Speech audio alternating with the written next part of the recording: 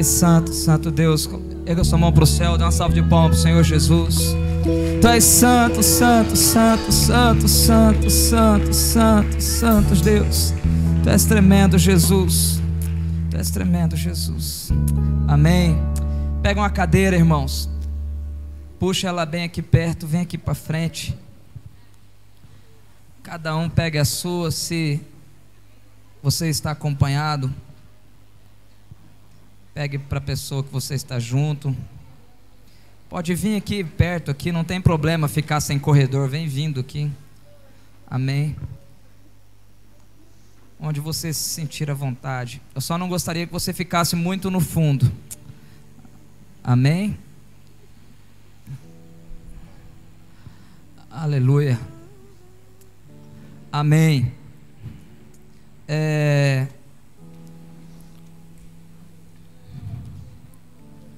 Vamos aproveitar esse clima aqui.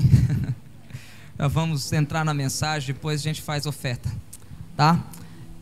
Irmãos,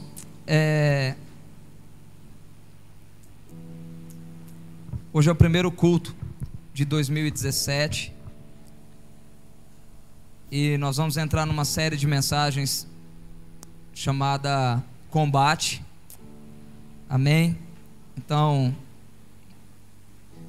se você depois quiser rever essas mensagens, vai estar na página do YouTube da igreja. Você pode entrar lá e rever quantas vezes você quiser. Se você quiser passar para algum parente, algum amigo seu, amém? Vai estar lá, tá?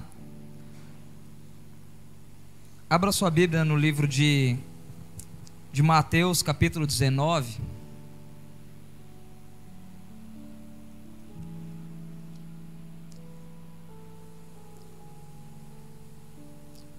Vai estar no telão também.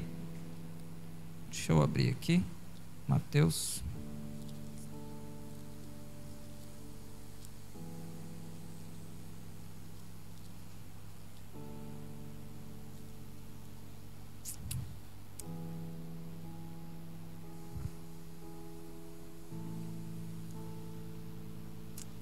Amém.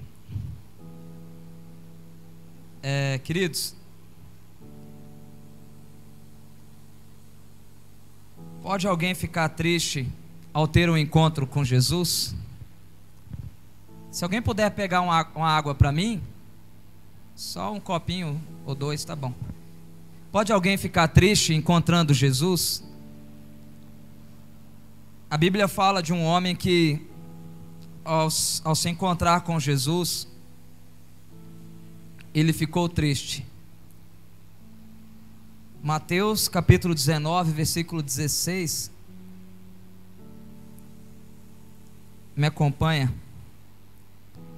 Eis que alguém aproximando-se-lhe, perguntou: Mestre, que farei eu de bom para alcançar a vida eterna? Respondeu Jesus: por que me acercas? Aliás, por que me perguntas do que é bom? Bom, só existe um. Se queres, porém, entrar na vida eterna, né? Guarda os mandamentos.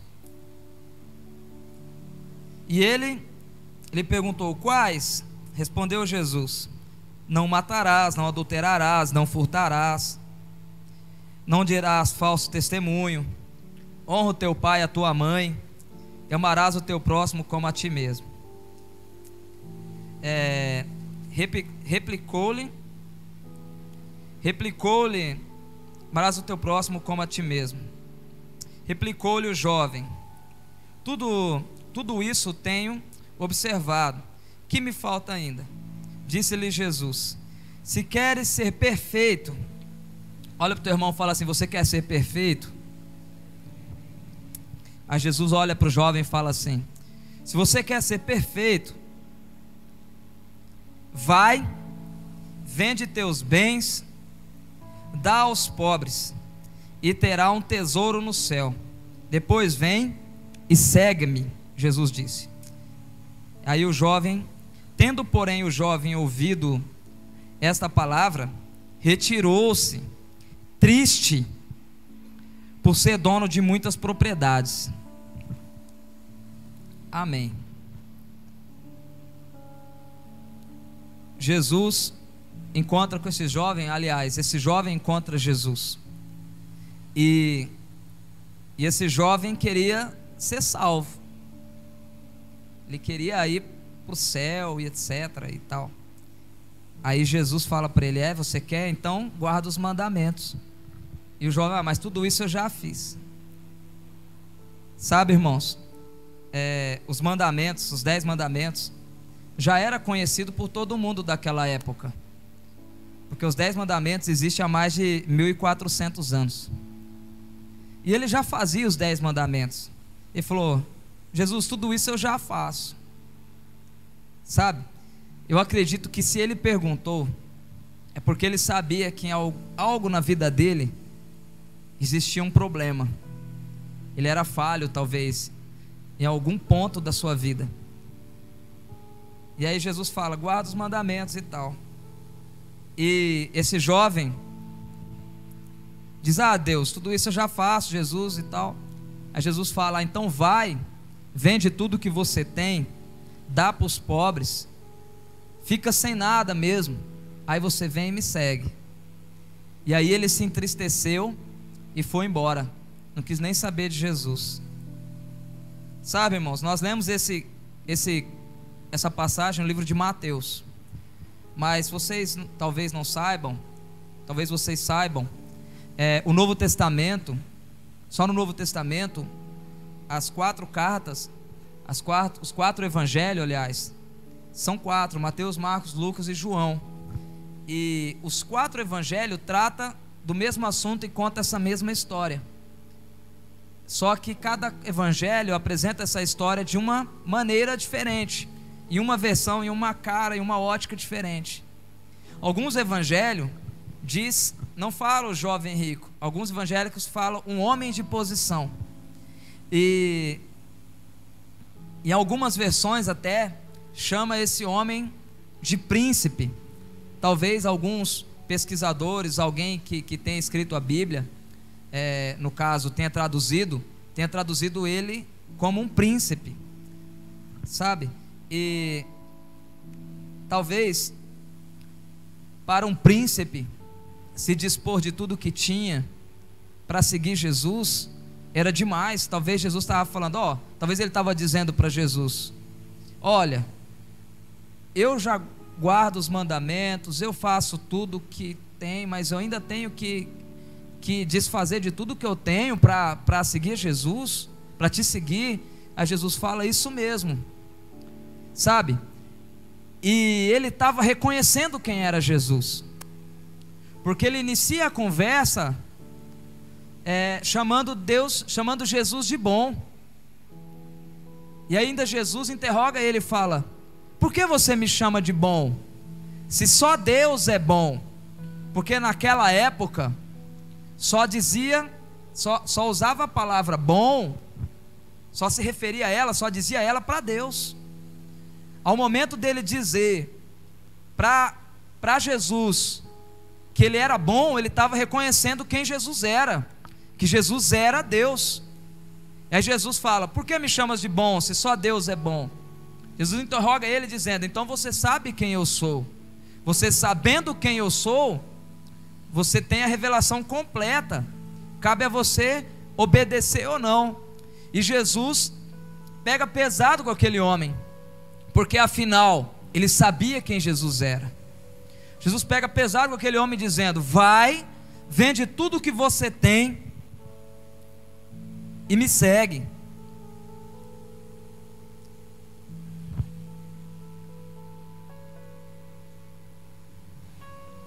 Aquele jovem era rico, ele tinha muitas coisas. Se ele fosse um príncipe realmente, como algumas versões apresentam, ele tinha uma herança, até muito maior, por ser um príncipe. Ele era um jovem rico, mas mesmo assim ele procurava algo a mais. Ele queria mais. Ele queria algo que talvez ele ainda não tinha experimentado, talvez não tinha sentido, talvez ainda não tinha vivido, ou que talvez o dinheiro dele ainda não teria comprado. Ele queria algo a mais. Foi onde ele recorreu ao único homem da época que tinha algo para ele, que era Jesus, que é a fonte de vida, fonte inesgotável, fonte que somente Jesus tem vida e vida com abundância para dar. Somente Ele poderia suprir talvez a sede que aquele jovem tinha. E aí ele, ao chegar em Jesus, querendo algo a mais, Jesus responde para ele: você quer algo a mais? Então você tem que ter menos. Cabuloso isso, né? Então para mim ter mais eu tenho que ter menos. Isso mesmo. Com Deus as coisas funcionam assim. Para você crescer, você tem que diminuir. Está entendendo? Para você ir para o céu, você tem que mudar de direção. Para que exista uma transformação na sua vida, tem que existir uma metanoia. Não é? Não vos conformeis com este mundo, mas transformai-vos pela renovação da vossa mente.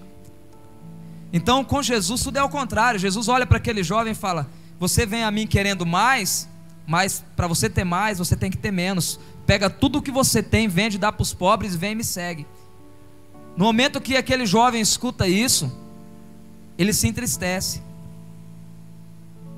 ele fica triste, pega e se retira. Sabe, queridos, existe um porquê de Jesus ter feito isso com aquele jovem. Talvez Jesus não faria isso com você. Talvez Jesus não fez isso com alguns dos discípulos. Ele não fez isso com todos que se acercavam a ele, mas com aquele jovem ele fez. Por quê?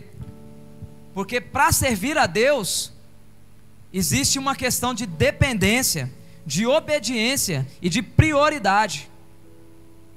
Jesus nos chama para servir a Ele, mas quando Ele é a prioridade de nossas vidas.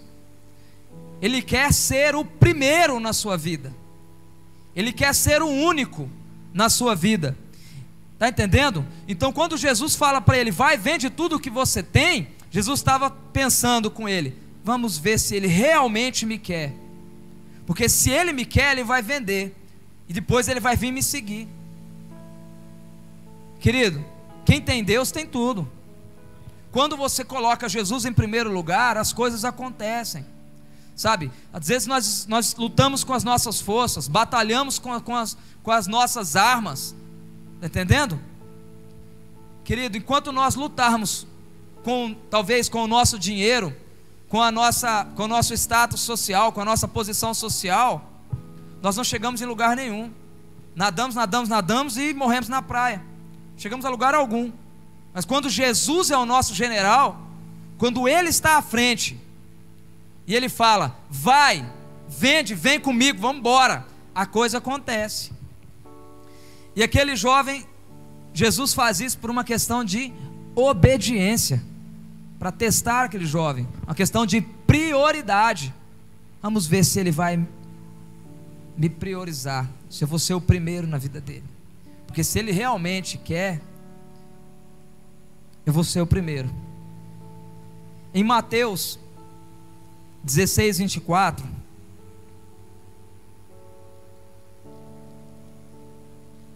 diz assim: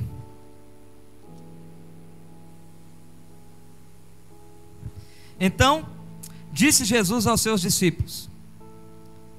Olha o que Jesus disse para os discípulos lá em Mateus 16. Então Jesus disse para os discípulos: se alguém quiser vir após mim,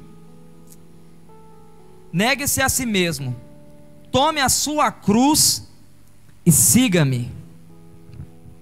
Nega-se a si mesmo, tome a sua cruz e siga-me. Isso no capítulo 16. E o jovem rico encontra com Jesus só lá no 19. Talvez então ele não estava nesse discurso de Jesus. Talvez se ele estivesse, ele nem tinha procurado Jesus, né? Porque Jesus falando de negar a si mesmo, de tomar uma cruz e seguir a Ele.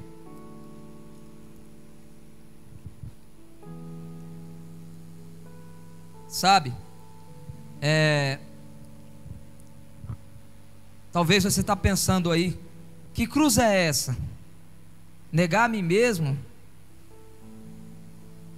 O Evangelho é isso. Para viver nós temos que morrer. Como Jesus disse para aquele homem: necessário é que você nasça de novo.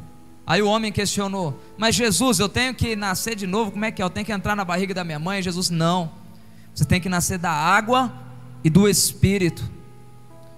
E quando Jesus fala assim: nega-se a si mesmo, tome a sua cruz e me siga, Jesus está falando assim: primeiro a minha vontade para você, primeiro o meu reino, primeiro a minha casa, primeiro as coisas do céu, primeiro o que vem do alto. Jesus está dizendo isso. E aí nós entendemos: tomar a minha cruz. Sabe, para esse jovem rico, a coisa mais difícil para ele seria abandonar o dinheiro dele. Para outras pessoas, essa cruz pode significar muitas outras coisas. Sabe? Poxa, Jesus, a palavra fala que se para você entrar no céu, o teu olho te faz pecar, arranque ele fora. Se para você entrar no céu, a sua mão te faz pecar, corta ela fora. Se para você entrar no céu, a tua perna te faz pecar, arranca ela fora. Basicamente o que Jesus está dizendo é isso: a sua cruz é aquilo que está te atrapalhando. Então nega-se a si mesmo, pegue a sua cruz, vença as suas dores, vença as suas dificuldades, carrega ela e vamos embora para frente. Você vai vencer, você vai chegar lá. Vamos embora, vamos embora. Nega-se a si mesmo, tome a sua cruz e me siga. Me siga. Tomar a cruz, negar a si mesmo, a coisa mais difícil que tem. O tema da palavra de hoje, os temas são combate. O maior combate que nós possamos ter na nossa vida, os nossos piores inimigos são nós mesmos, as nossas vontades, aquilo que, sabe, poxa, nós vencemos tantas coisas. Eu já estou no internato, alguns estão no primeiro semestre aqui, outros já terminaram, já a próxima batalha que eles vão passar, talvez seja o revalida, o grado e etc. Mas a pior luta que nós temos que vencer é contra nós mesmos.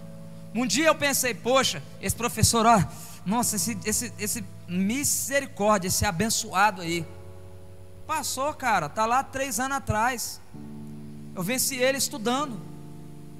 Mas tem batalhas que nós só vamos vencer orando e jejuando, e a maioria delas são contra nós mesmos, é contra a nossa carne, é contra a nossa vontade, contra as nossas dificuldades. Aí se encontra a nossa cruz. Negar a nossa vontade é uma cruz, cara. Já se imaginou? A pessoa vem, veja só, a pessoa vem e gospe na cara da pessoa. E aí você fala assim: ô meu irmão, eu te perdoo em nome de Jesus. A tua vontade é de dar uma porrada na cara da pessoa. Fala assim: ah, seu miserável, sem vergonha, você vai me dar uma cuspida na cara? Não é? Aí daí vem aquela batalha: poxa, Jesus manda eu perdoar. Aí você fala: te perdoo em nome de Jesus, vira as costas e vai embora, e coisa passa. Já imaginou Jesus lá na cruz, com sede, e aí ele fala: pô, tenho sede. Aí os guardas vai lá, molha a esponja no vinagre e coloca na boca de Jesus, vinagre. E Jesus olha de cima e fala: Deus, perdoa, porque eles não sabem o que fazem. É a cruz de Jesus. Jesus, ele entra na história justamente para isso, para conflitar as nossas vontades. Porque a nossa vontade é de quê? Pô, o cara te ofendeu? Vou lá, vou acabar com ele, não é? Ah, aquele professor sem vergonha, você vai ver o que eu vou fazer com aquele professor, não é? A nossa vontade é um monte de coisa, não é? A vontade dos homens, a minha vontade, o homem olha assim e fala: pô, tem uma menina lá na igreja bonita, a minha vontade é pegar ela e fazer as coisas com ela, não é? E a menina fala: pô, mas tem um cara lá na igreja, aquele é totalmente diferente do pastor Marcos, ele é alto, magro, forte. Porque eu não sou, né? Aí a menina olha e fala: aquele rapaz lá, assim, da igreja, é assim. Nossa, como eu me derreto. Ah, seu... Aí vem Jesus e fala: ô, calma aí. Essa é a tua vontade. A minha vontade para você é outra. Então Jesus entra na história estragando planos. Ah, mas pastor, como ele estraga planos? Claro que ele estraga. Ele estraga os nossos, porque os pensamentos de Deus sobre nós são bons. Os pensamentos dele para a minha e para a tua vida são muito melhores do que os nossos. Vocês estão entendendo? Então o nosso principal combate, a nossa principal batalha, a nossa principal luta, antes de tudo, é contra nós mesmos. Talvez você entrou aqui hoje: hoje eu vou lá na IBAN, vou aprender a dar uns Kung Fu no capeta, não é? Hoje eu vou lá, tal. Aí o jovem, às vezes, o rapaz fica assim: pastor, eu caí. Ah, é, rapaz, mas como? Aquela menina lá, assim, aquela endemoniada, estava endemoniada, e aí, né, me seduziu. Calma aí, né? Os dois estavam fora das vontades de Deus. Nem ela estava endemoniada, nem você estava cheio do Espírito. Talvez os dois precisavam de um pouquinho mais de Jesus. Negar a si mesmo, negar as nossas vontades, é a batalha mais difícil que um homem ou uma mulher pode enfrentar. Logo que eu firmei na igreja mesmo, logo antes de eu fazer seminário e etc, e muito tempo e tal, isso já faz muitos anos, eu fiz muita besteira na minha vida, muitas mesmo, no mundo lá, tal, que tinha para usar, que tinha para fazer, por aí, e para usar, eu fiz e experimentei. E quando eu vim para Jesus, eu falei: agora eu quero Deus, porque eu não conhecia Deus, eu conhecia uma instituição, eu conhecia a religião. Conhecer a religião é uma coisa, você conhecer a igreja é uma coisa, você conhecer a religião pelo lado de fora, pelo Facebook, ou pelos seus pais, é uma coisa, sabe? Talvez vocês entraram aqui hoje dizendo assim: pastor, meu pai é pastor, né? Eu tenho uns parentes lá crente, tal, e na igreja eles são uma coisa e em casa eles são outros. Talvez o Jesus que você conhece é o Jesus de outra pessoa, porque quando você tiver um encontro com Jesus, a coisa muda. Está entendendo? E aí eu vim para Jesus, tudo que eu experimentei eu consegui vencer lá fora. Está entendendo? Consegui vencer talvez a bebida, a droga, o cigarro e etc.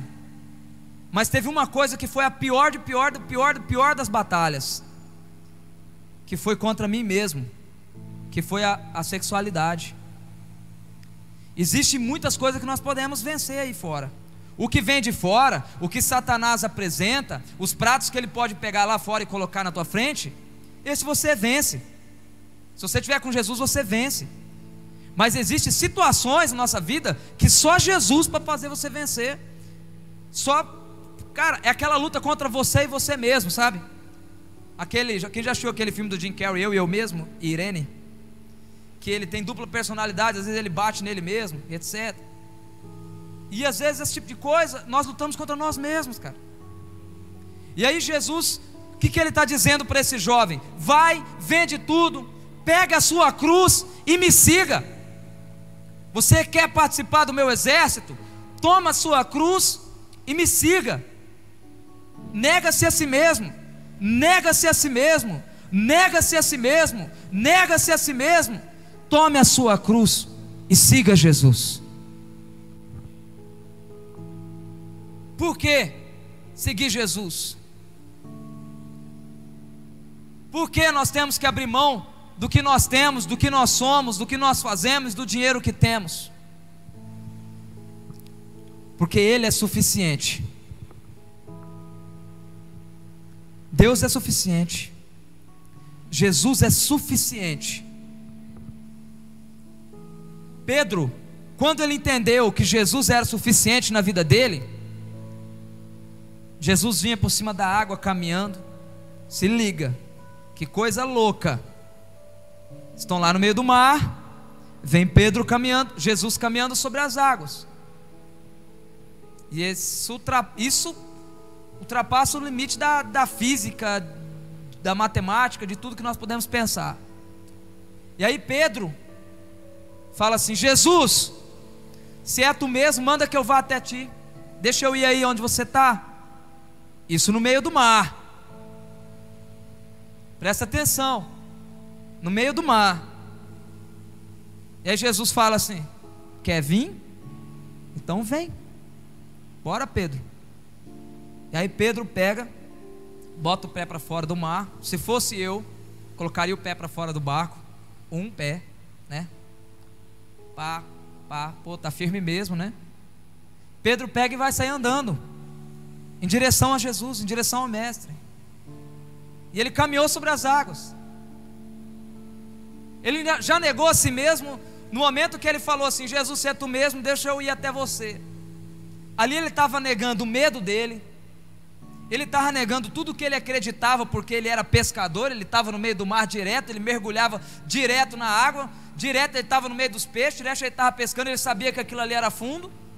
Ele estava negando tudo que ele acreditava. Ele falou: se Jesus está andando sobre as águas, eu também vou andar sobre as águas. Se ele consegue, ele é suficiente para mim também andar sobre as águas. E aí ele cantou aquela música que a gente canta aqui na igreja: lá vou eu, conquistar o meu lugar. E saiu correndo por cima da água. Por cima da água. É a mesma coisa de eu sair pisando aqui no vento. Por cima da água. Jesus era suficiente na vida de Pedro. Jesus é suficiente quando tinha uma multidão para comer. E aí todo mundo fala: Deus, Jesus, está todo mundo com fome aí. Tem 5.000 pessoas aí, o Senhor atraiu eles, tem uma galera aí. Se esse povo ficar com fome, fica com mau humor, não é? Quem fica com fome fica com mau humor, não fica, gente? Eu, quando fico com fome, queridos, é o mau humor em pessoa. E quem fica com fome fica com mau humor. E aí os discípulos chegam e Jesus fala: Jesus, tem uma galera aí, 5.000 pessoas. A palavra fala 5.000 homens, talvez teria mulheres e crianças no meio. E aí Jesus fala: é? E daí? Ah, Jesus, o Senhor traiu eles, tem que dar para comer para eles, véio. Mas não tem nada. E aí chega um discípulo e fala: tem um garoto ali com 5 pães e 2 peixes. Aí Jesus fala: traz lá aquele pão lá, manda eles fazer uma fila. E aí eles pegam o pão, para você, pega, para você, para você, para você, para você, para você, para você, e vai repartindo pão, peixe, pão, peixe, pão, peixe, pão, peixe. Todo mundo come 5 pães e 2 peixes. 5.000 pessoas. Todo mundo come. Ainda sobra 12 cestos cheios. 12 cestos cheios. 5 pão e 2 peixes. Por quê? Jesus era suficiente. Jesus transformou água em vinho num casamento. O primeiro milagre dele. Jesus é suficiente. Jesus fez inúmeras curas, milagres e prodígios, porque Jesus é suficiente. O que Jesus estava dizendo para aquele jovem rico é: você acha que tem alguma coisa? O que você tem não é nada perto do que eu tenho. Eu sou suficiente. Eu sou o suficiente para a tua vida. Por que o medo? Por que o temor? Por quê? Eu sou suficiente. Jesus é suficiente, queridos. Ele quer ser primeiro. Que nós possamos servir a Jesus, servir a Deus sem reservas, sem medo, sem temor, sem economia, sem reservas. Sabe por que que Deus tirou o povo do deserto? Aliás, tirou o povo do Egito, levou para o deserto. Talvez você tenha pensado assim: pastor, eu tenho passado por um deserto. Ai, pastor, é um deserto danado, é uma sequidão, olha, está difícil, é um deserto e não sei o que e tal. Eu quero dizer para você, as maiores histórias da Bíblia, as coisas mais sobrenaturais que aconteceu com as pessoas, foram no deserto. Foi no deserto. O povo não tinha o que comer lá. Aí Deus fala assim: eles não têm o que comer? Vou mandar maná para eles. Sustentava eles no meio do nada. E eles viveram lá 40 anos. Mas não tem o que vestir? Então a roupa vai crescer. E eles vestiram as roupas 40 anos. Mas e o que vai calçar? A sandália também cresceu. As crianças cresceram. As coisas foram acontecendo. E não era 2, não era 3, não era 15. Era uma nação. Algumas pessoas dizem que era mais ou menos aí 3 milhões de pessoas no meio do deserto para comer. E Jesus e Deus sustentava lá no meio do deserto eles. As maiores experiências que alguém pode ter é na luta, é no deserto, porque é no deserto que Deus se revela. É no deserto que Deus chamou assim Moisés, falou: Moisés, ei, vem cá, quero falar com você. E a palavra fala que Moisés falava com Deus face a face, tete a tete. Já imaginou? A última vez que isso tinha acontecido foi em Gênesis, quando Deus criou o homem. Depois que o homem pecou, Deus se revelava através de algum, de outro, de profecia e tal. Mas daí Moisés vem, e Deus bota para queimar uma sarça que não pegava fogo, mas pegava, e falava assim: ei Moisés, dali ele falava com Moisés. E no deserto Deus falava com Moisés. E aí Deus falava assim: Moisés, pega uma pedra lá, vou escrever os 10 mandamentos. E aí Deus vem, bota o dedo numa pedra e escreve 10 mandamentos, as tábuas da lei. E aí Moisés olha para aquelas tábuas da lei e vê a caligrafia de Deus. Você já imaginou? Você vê Deus escrevendo ali a caligrafia dele, como que é? No deserto. Como nós alcançamos isso? Como nós chegamos lá? Como, pastor? Tudo ou nada. Quando nós servimos a Deus sem reservas, ou é tudo ou é nada. Sabe, irmão, você entrou aqui hoje, Deus nos chama para um avivamento. Deus te escolheu, te ungiu, te trouxe aqui hoje porque Ele quer você no exército dele, o exército do avivamento,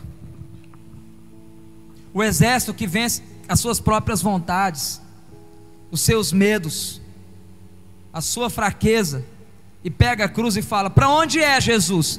É para lá? Então bora para lá. Deus nos chama para o avivamento. Em Gálatas 2,19,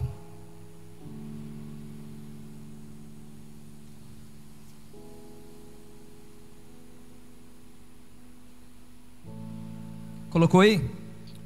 Diz assim: pois por meio da lei eu morri para a lei, a fim de viver para Deus. Algumas versões dizem assim: Cristo vive em mim. Tem a versão da AVI aí? Cristo vive em mim. A coisa vai acontecer quando esse Deus que multiplica pão, esse Deus que multiplica, que transforma água em vinho, esse Deus que escreveu lá nas tábuas da lei para Moisés, esse Deus que fazia todas essas coisas, viver aqui, ó, dentro de nós, quando nós formos capacitados e cheios pelo Espírito Santo. Deus nos chama para lutar no deserto dele, assim como essa canção cantava aqui agora há pouco, de dentro para fora, vem queimar em mim, vem morar em mim, de dentro para fora, vem Deus, de dentro para fora.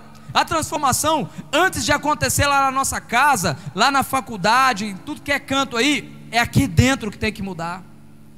Sabe, não adianta você vestir uma roupa bonita para vir no culto de sábado, de domingo. Não adianta às vezes a gente poxa, né, ter lá, sei lá, 10 mil seguidores no Instagram e etc, e por dentro ser podre, tá morto por dentro. A vida é de dentro para fora, de dentro para fora, de dentro para fora. Achou a ver aí? Aí, ó. E aí Paulo diz: fui crucificado com Cristo, assim já não sou mais eu que vivo, mas Cristo vive em mim, e a vida que agora vivo no corpo, vivo pela fé no Filho de Deus, que me amou e se entregou por mim. Que Jesus possa viver em nós. Em 1 João 2, capítulo 14, lá no final da Bíblia, irmãos, antes de Apocalipse.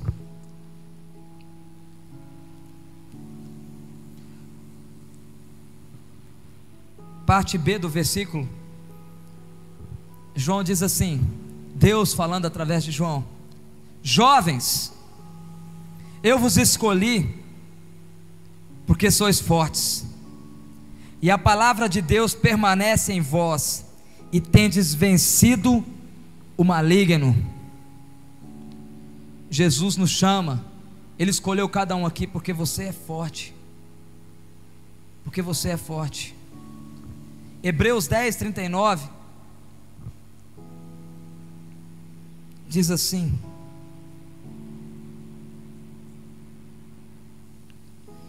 Hebreus 10, 39. Nós, porém, não somos dos que retrocedem para a perdição, somos, entretanto, da fé para a conservação da alma. Presta atenção, nós não somos dos que voltam para trás, não, gente. Nós somos dos que avançam. E aí fala assim: na fé. Fé, a palavra fala que sem fé é impossível agradar a Deus. Fé é o firme fundamento daquilo que não se vê, mas daquilo que se espera. Fé, ela gera adoração.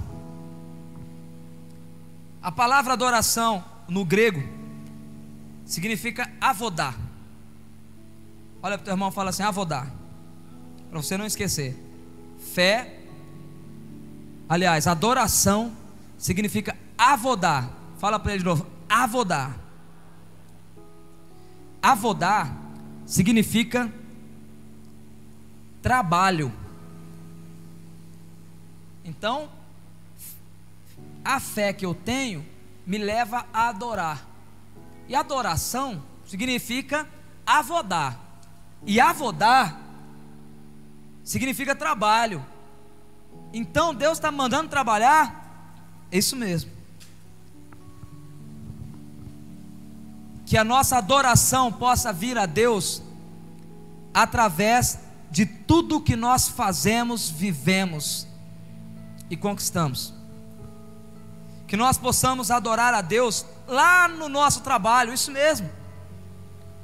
Que a presença de Deus possa ser vista, enxergada na faculdade através da sua vida, na empresa que você trabalha, onde você anda, onde você está. Que vidas venham ser tocadas por Deus em todas as esferas da sociedade.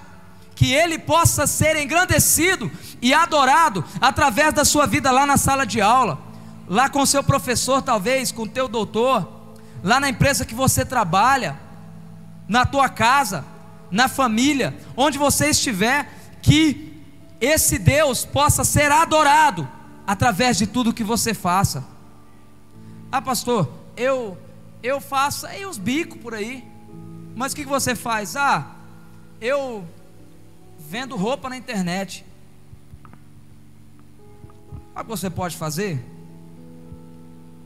Orar por essas roupas, abençoar as roupas, falar: Deus, que as pessoas que vestir essa roupa aqui, essa calça, essa camisa, seja alcançada pelo Evangelho.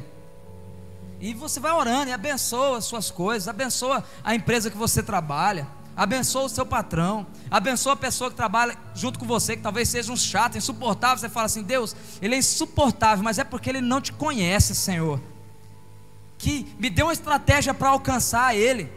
E aí Deus vai te abençoar e você vai alcançar aquela pessoa. Que nós possamos levar Jesus através da adoração.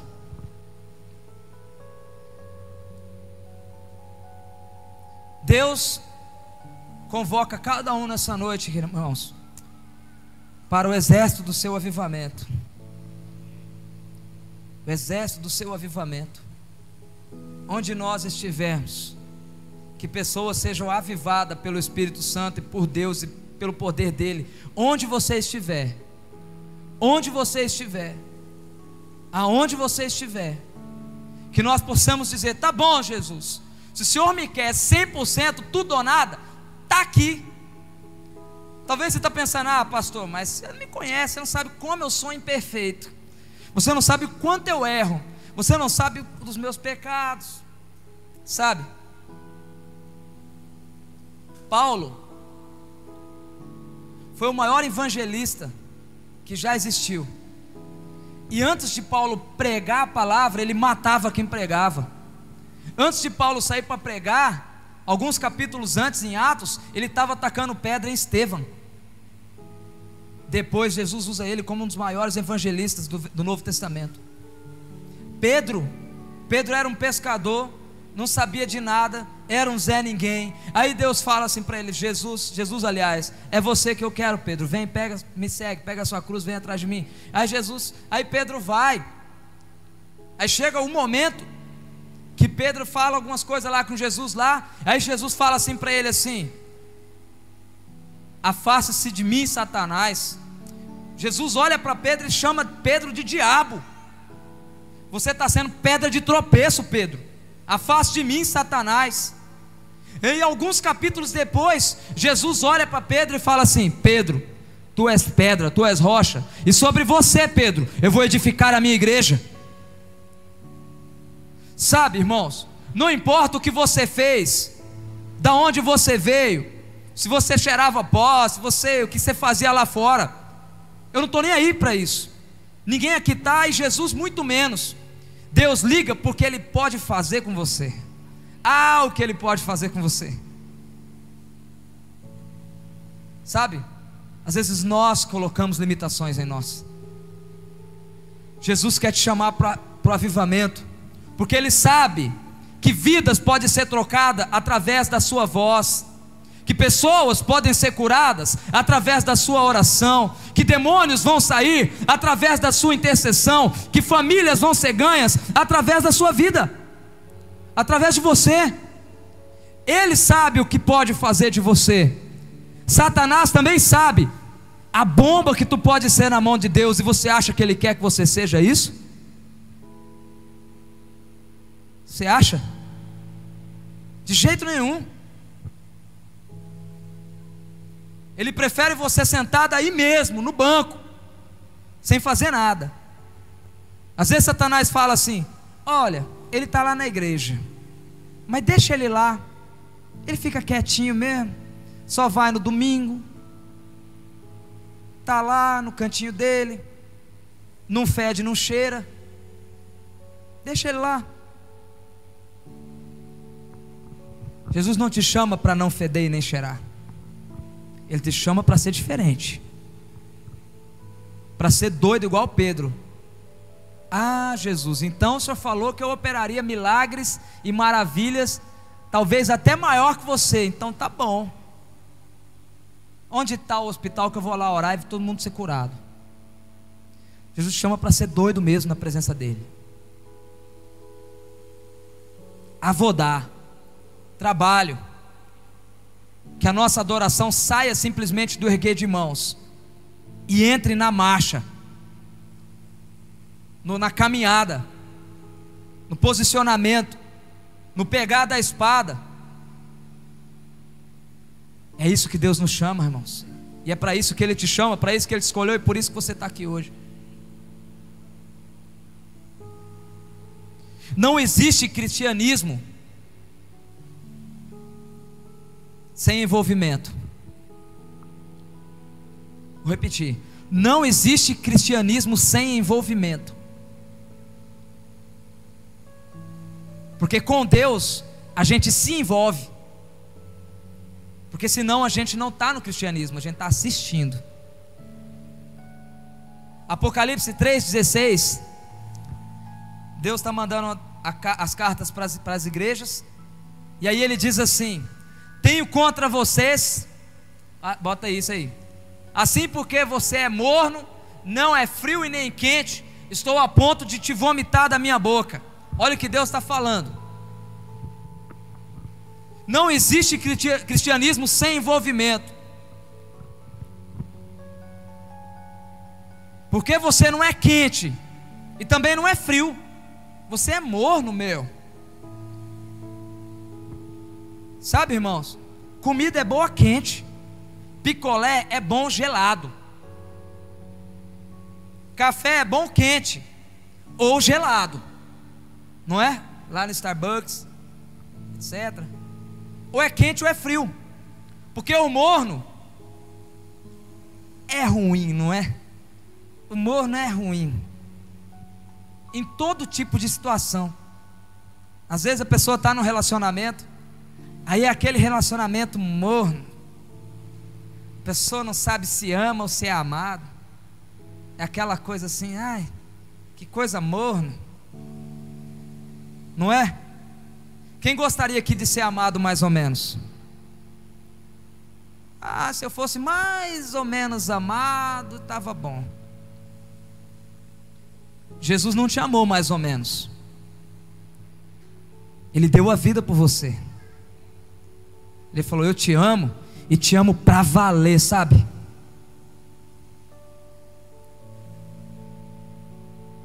Ele não quer que ninguém seja morno. Imaginou o que é isso, cara?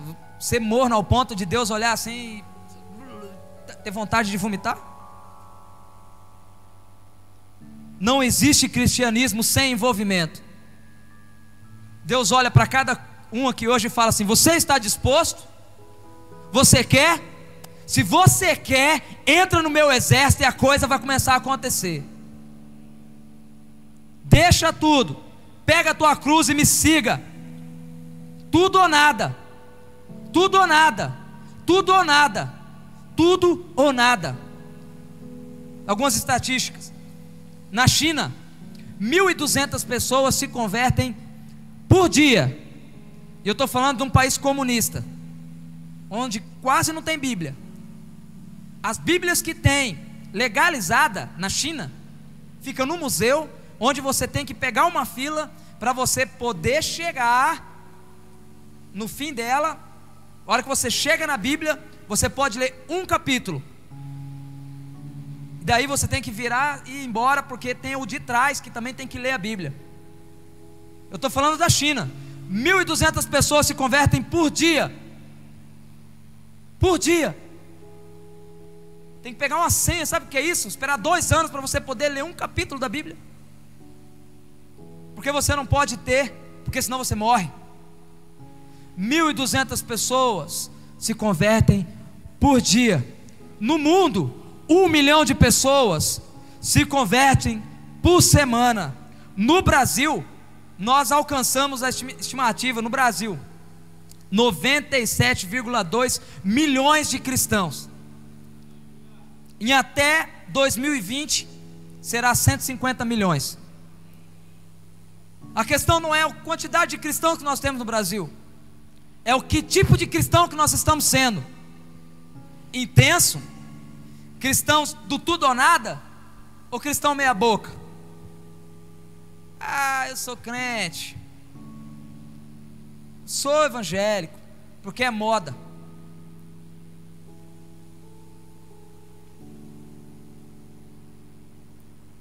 E chegou a hora de fazer algo, irmãos.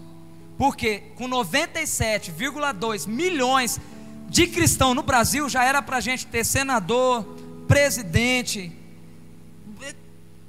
governador, prefeito, delegado, tudo evangélico. Se a gente não tem, é porque alguma coisa está errada. Talvez nós temos 97,2 milhões de mornos no Brasil. Deus quer que nós façamos algo. Deus te chama para o avivamento, para o avivamento, para o avivamento, para o avivamento. Já chegou a hora de fazer alguma coisa, irmãos. O versículo base da rede de jovens Power, Atos 1:8: e recebereis poder ao descer sobre vós o Espírito Santo. Poder, sabe o que é isso? Poder, poder de Deus, poder de Deus. O Espírito Santo em você. Você está passando igual Pedro passava. Ah, tem um doente aqui, aí ele passa e a sombra pega no doente e o doente fica curado. Poder do Espírito Santo. Sabe o que é isso?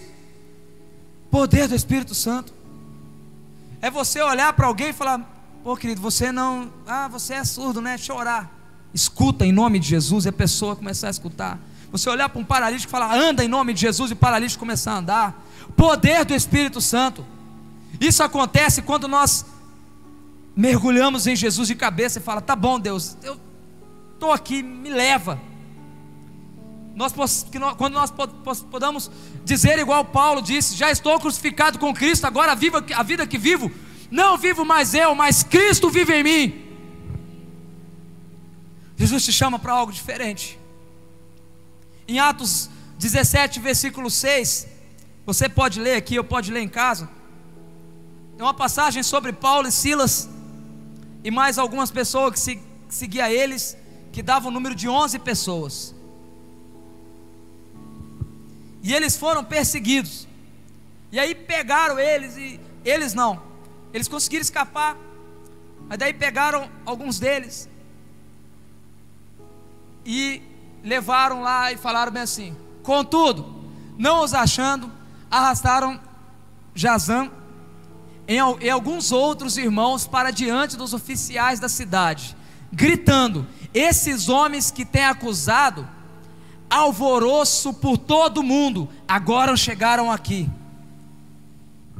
Olha como Paulo, Silas e alguns outros que seguiam ele era conhecido: os homens que alvoroçam o mundo.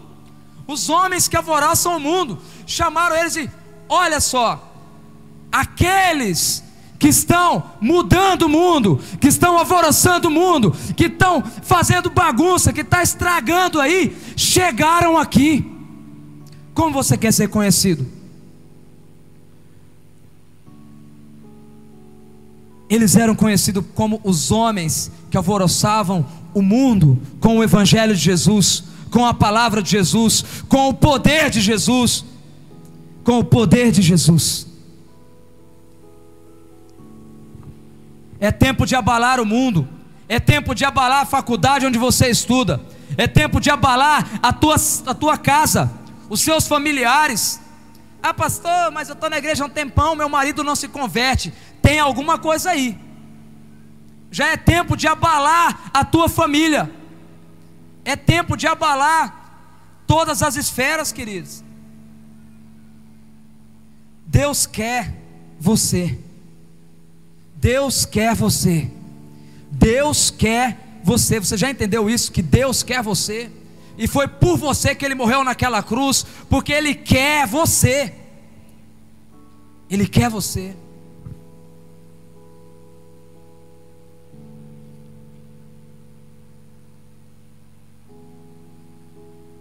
Sabe, quantos aqui já assistiram aquele filme O Resgate do Soldado Ryan? Alguém? Alguns não, talvez porque seja um filme antigo, né? Eu assisti. Assistiu, pastor? Resgate do Soldado Ryan.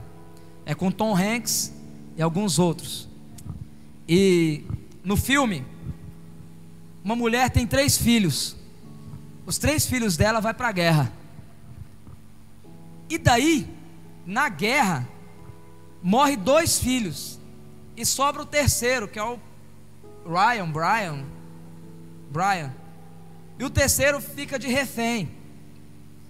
Aí a família, aliás, o exército fala assim: a gente não pode deixar esse soldado morrer. Como a gente vai falar para uma mãe que os 3 filhos dela morreu? Vamos fazer uma missão de resgate. E aí eles fazem toda uma missão de resgate para resgatar Brian. E ali tem várias pessoas, né? Que monte de soldado e tal. E o filme passa eles indo até Brian para poder resgatar o soldado Brian lá, o Ryan. E aí morre vários soldados dos que foram salvar ele. Vários vai e tal, morre todos eles, fica só o Tom Hanks. E aí chega na cena final do filme, uma cena final, eu acho que é o Tom Hanks. E aí o Tom Hanks, eles se encontram numa ponte, e aí a bala para lá, a bala para cá, eles já tinham resgatado os soldados, só que eles ainda não tinham passado para o lugar mais seguro, para falar assim, foi feita a missão dada, missão cumprida. E aí tá aquela chuva de bala, tiro, canhão, aquele monte de coisa em filme de guerra. E aí Tom Hanks olha para ele e fala assim: vai que eu te dou cobertura. E aí o soldado olha para ele, o soldado Ryan, né, que estava lá de refém, e ele olha para o soldado, e ele sabia que ele ia morrer, o Tom Hanks. Só que a missão dele era resgatar o Brian, né? Aí Tom Hanks olha para ele e fala assim: faça valer a pena. Faça valer a pena. E aquele jovem fica vivo.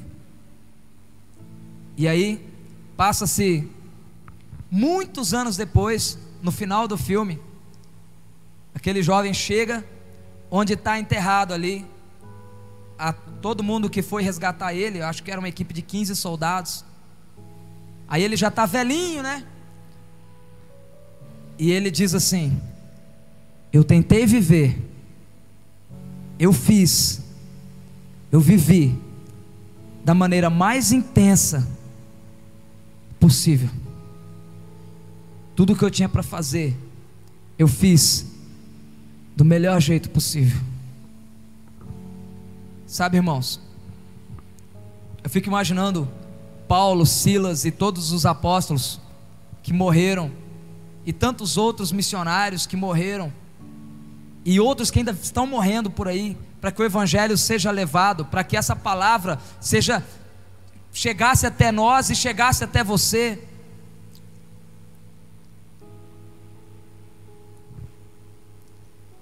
Faça valer a pena. Faça valer a pena a morte de Jesus lá na cruz por mim e por você. Faça valer a pena. Em 1 Timóteo 4:7, no final da vida, Paulo diz assim, coloca para mim: combati um bom combate, terminei a carreira e guardei a fé. Logo depois ele morre.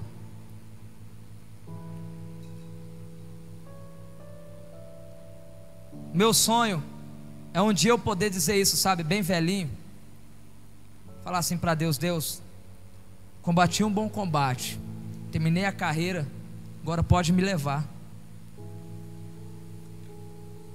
Jesus te chama para viver uma vida intensa, onde Ele possa dizer assim: nega-se a si mesmo, larga essa vida de pecado, que isso não presta para você. O que eu tenho para você é vida com abundância. Você quer ser feliz? Então vem me conhecer. Abandona tudo, entra no meu exército e vamos ser um. Sabe, desses, talvez poucos ou muitos, que vão, como era conhecido Paulo, Silas e aqueles homens que alvoroçaram o mundo. Jesus te chama para alvoroçar a Bolívia. Vamos ganhar esse país para Jesus, em nome de Jesus. Amém? Se coloque de pé.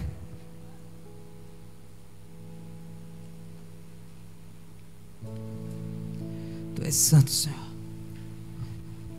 Coloque a mão no seu coração.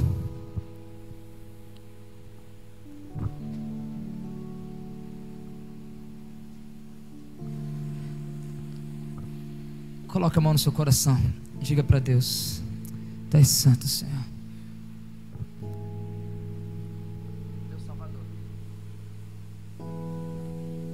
Tu és santo, santo, Senhor. Tira as cadeiras, querido. Melhor, né? Arranca essas cadeiras, joga para o lado e vem aqui para frente, o mais perto que você puder.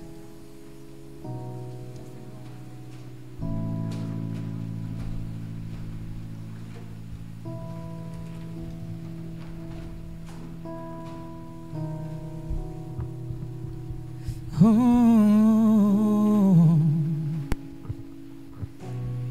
és santo, Senhor. Eu não mereço tua misericórdia, mas tu vieste. Adora Ele. De longe